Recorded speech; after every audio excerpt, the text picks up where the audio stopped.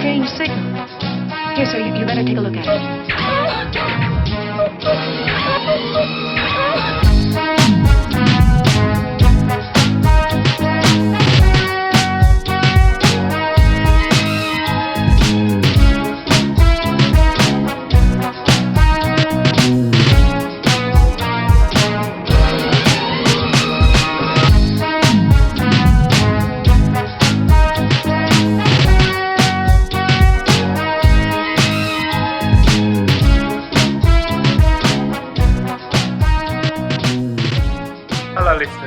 Welcome to another episode of Life Through a Prism with your host Rob Tierney and our special guest Merran Thurley. We're continuing our topic, community attitudes, and we're going to be, over the next few discussions, we're going to look at themes of pity, being special and being brave.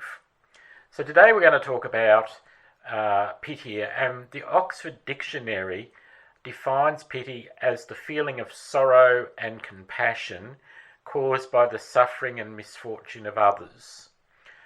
And the myth that we're going to look at is disability is a personal tragedy and deserves pity. How do you feel about that definition, Merran? I think it's a negative one in point of fact, because it just makes it believe that the whole community, when it comes across somebody, and that is like within their life, and they come across people with disability, they're thinking of not of what does happen and what is happening very nicely, and they're able to cope with what all the implications for not being able to, and thinking, gee, I pity that from having to do all of that. Wouldn't it be much easier to not have to do that? So we're going to discuss today about pity in your life. People feeling that to be pitied towards you. So in your childhood, when you were with your losing your sight, how did you find that with children, etc.? Did they pity you? The kids never do, because they'll either be quite happy to play with you, to be part of whatever else it is that you're doing, or they won't, and sometimes that will depend on the family that they've come from. Because that often, it depends on the attitude of adults in that situation. But they're for people with disability, both children and adults, and that's. That happens. I've found that. I'm listening to people who sort of not quite sure how to take this, but quite sure they'll pity you. It's just not fair. I think that's where I was going with that one. It's not fair. Not fair. So when you were going to school, so could you talk a bit about when you were, because you went to school down in Hobart, didn't you? We did, yes. So coming from home, how old were you when you went to school in Hobart? Just about to turn 5. Just about 5. That's a big thing for a little child to be going from. So where were you, at Devonport at the time? Yes, Devonport. Yes. So going from Devonport down to Hobart, how was your reception as a little kiddie in the school? Were there other people there with auditory and visual disabilities? There were, and they're not in our classroom. No, that wasn't. There is an explanation of that there too, and I'll come to in a minute. But we were mostly there in my class, a school class. There would have been people with sight, varying degrees of sight, round to 2 or 3 of us who had no sight at all, and that's. In that situation, we were lucky enough to have a teacher ahead of her time in that area. Though the mix-up of people in the actual and at the actual institute, as it was called in those days, was a mixture of deaf and blind, and I'm here to tell you that doesn't always work very well at all. So you mentioned that your teacher was ahead of her time, and you're looking back, how was she ahead of her time that you felt? She had already embraced the getting of how, if having intelligent children who were vision impaired, and but they did have the capacity, with all the help and the guidance that could be given at that stage, and that was early mid-1950s, towards going to be able to be going to an ordinary high school in the education system that everybody else was in, and coming out of it able to go on to university or whatever the chosen career was going to be. And that is definitely what Marjorie Westbrook was endeavouring to do at that time. So she was normalising Oh, yes. the situation, and sort of like everyone was on a level playing field. Yes. Yeah. So, as you were growing up, did you find, as you were getting into your teens and that when you're at school, that people around you, other kids, would pity you at all? I think too, and that's where the teenage years is where that sort of thing, when they are all becoming, it becomes clearer as they're going up, and into the teenage years, these things seem to come out more. They seem to be more visible than they would have been to small children. Youngsters don't, the little ones, but once they get into teenage years, yes, very much so. They start to pity you, and all they want. And the other side of that is wanting to know too much, and that is I was wearing. Oh, no, I wasn't wearing hearing aids then, but I had artificial eyes. I love that one. So you were saying that teenagers were getting to the point where they were recognising things more than the little ones. Oh, yes. Yep. Did you find that you were going against a brick wall of pity? What sort of situations did you find yourself in where, it's sort of like for you, you're just doing what you're doing, but you were sort of pushing against the pity wall, so to speak? It was happening, and probably not very much aware that other adults would see it, but by that stage I was carrying heavy bits of machinery around, and the high school I was in was very spread out all over the place. You might have had your homeroom for first thing in the morning, but other than that, you had to go from one lesson to another, and in other classrooms in other areas, and it sometimes took 5 to 10 minutes to do it. And I mean that was that was a real difficult one. It really was. Some kids had try to help you, others wouldn't. And the odd one or two, youngsters I didn't know because they were at completely different class groups. Yep. Sometimes they would give me a hand if I needed it, because I had to carry all this stuff to get down to the next lesson, which was down in the music department, which was miles away, and steps everywhere. Oh, gee. What about the teachers? Some of them were interesting in that they would give me a hand, and some of them I thought it was just too much. Didn't say it, but it was too much for me to be in that class, and they had to teach me. And you get the one or two that really thought about how they could help you get to it, get as much into it as other kids did. So, when you're coming across people that were negative, for the want of a better term, in that, how were you able to cope with that?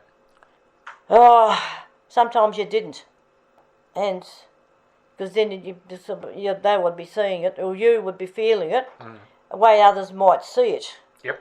And that's a very powerful situation to be in, and because you're hoping and wishing they wouldn't, but and knowing very well that you weren't going to be that lucky. I really believe that they probably would have done better that it was a long time before they separated a lot of the deaf children out of it into more a situation that suited them better. Because what used to happen there is I wouldn't see them, and if we had to go 2 by 2 when you went for a walk anywhere, and then I come across the road or whatever, and I'd accidentally trip up and not meant to do it because I didn't know the child was there. And then if it was one of the older deaf boys, you'd give me a wallop back for it. And it wasn't my fault, but you couldn't explain that. They didn't see it as that. They wouldn't have seen it as that. So that was all hard. That was hard in a boarding school type situation. How long were you in the boarding school for? Well, I was there as I said, as I went in there just age 5. I came out of that and came home, and I was pretty much just 17. Wow. That's a long time. So Believe me. basically all your schooling was in that boarding Yes. system? Yes. Right, yep. Except, of course, that once I went to high school, I went out to an ordinary city high school. And how did that go? Oh, that was really interesting. Because I went from a small class of children, probably about 15, when they're all there, to a school that had over 1,000 students. Wow. Noise was terrific. And they sort of, a couple of, 2 or 3 of them that will be in your particular group, gave you a hand to get around for the first few days. And there was one of the boys came with him. He didn't last very long in that. We got into probably D class, D class, and he just took himself out of it altogether. He went off down to living in a would you believe it? Went to live in a boarding house, and his relatives. He just didn't come back to school again. Okay. But I don't know what happened. After that, I lost contact with him. So, and I just carried on my own. So did you find any differences that you had to get used to from being in the boarding school with things basically? I would imagine there would have been a structure and yes, there was, and knowing about people's disabilities. Going into the public system, how did you find the public system and the teachers coped, for the want of a better word, with your sight impairment? Well, the interesting thing is that some of them didn't, because they didn't know how. And that's teachers, over mature age teachers. But then again, you would get, bizarrely, I suppose, every now and again you would get a teacher who embraced it and knew exactly what they were going to do in order to do the teaching. And that was a real breath of fresh air when you actually struck somebody in that position. One of them was one of our science teachers, taught biology and all, and general science, and he was a Fijian teacher. Came from Fiji. He was very good, very, very good. And I saw him once or twice with one of his lady friends, with a little bit of a drive and that. He would often do that. Not always for me, but for others. And that was another word that for me it was also very interesting that he should be doing that, because I didn't expect it. I had an English teacher, I called her. And beep, beep, beep. and a social studies teacher that was shy. Okay. So shy he never sort of directly talked to me, but to the 1 or 2 kids around me. And he was such a nice man, but he didn't make any any contact at all much with the students in the class. Okay. That was interesting, but he was very shy. So when you left school, okay, well, I came home from Hobart, and we went to see, my grandmother did this for me. We went to see the secretarial school person who managed that in the technical college. She said, "Well, why don't you come up here, and we could do commercial studies and I did it, and I had friends in the class, and we were. What I used to love was being able to be in a position to nick down to the local shop to get something in the morning, nice to eat. Yeah. And a lot of us used to do that, and I thought that was wonderful. And I did enjoy that year more, I think. I did have a lot of my friends in that group too, which is quite interesting. And it's a different setup altogether than boarding as a younger child, and then as a very small child, and in a dining room that was as noisy as blazes usually, and odd meals that we sometimes had, and to something that I was able to do from home, and making more friends within that class group than I've ever made in any school situation beforehand. So how did you find when you your first paying job? How did you go with that? Oh, that one I thought, I don't know, can I do this? And I went to I went up there. I went to work for Devonfield Industries, right? I mean, that was the local disability or intellectual disability workshop situation. I would be in the office, and the first job I got with that is to, every month we had to do several hundred pack the envelopes up. It's a local carpet manufacturer, and I used to have to help with that, and to send out to all their stores throughout Australia. And that was a huge job, but it was boring, very boring. Ugh, yeah. I did it. Yeah. And when you, as you went on in your working life, how, and the different jobs that you went into, how did you find, and the theme of this is pity, did you find that your work colleagues supported you and treated you as another person, or did they treat you, did you feel they treated you differently? Now, here we are, we're getting into this adult situation of people who felt that they didn't really want to come in too close because they didn't know how to handle it. And that is true of some people, adult or not. And there were others who, actually, when I started to do a lot of computer skills stuff, was somebody who had already a disability himself. And so he hadn't sort of worked with anything like the two computers that talked or whatever. But he did. He embraced it the same way I did. And we worked on it together. And I really bless him and thank him for that, because these things were going to bite me, I'm sure. Wonders of modern technology. When they work, they work. When they don't, they don't. That's quite true. Oh.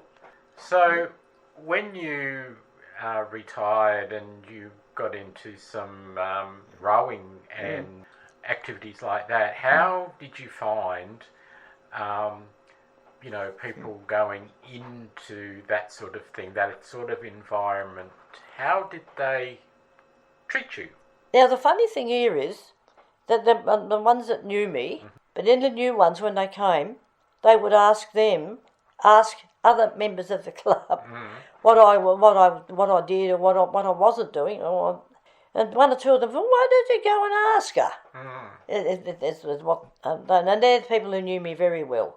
Yeah. And I'd hear this, because I was close enough to hear some of the conversation, if not all of it, and I think, oh, come on, how about coming? And then some of them did actually come and ask. Okay. Yep. And that was better.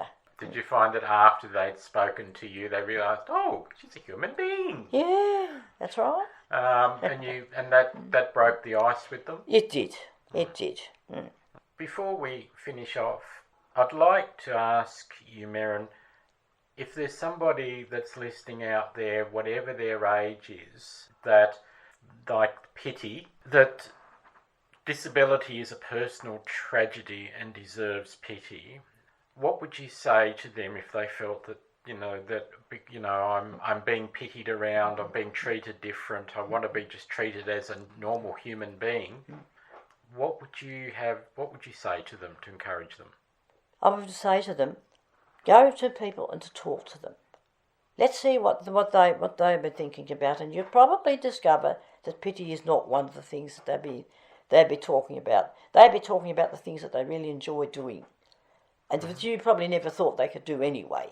And you use discovery of that sort of thing. That the person who's talking to you, they'll go away a better person for it. I'm sure of that.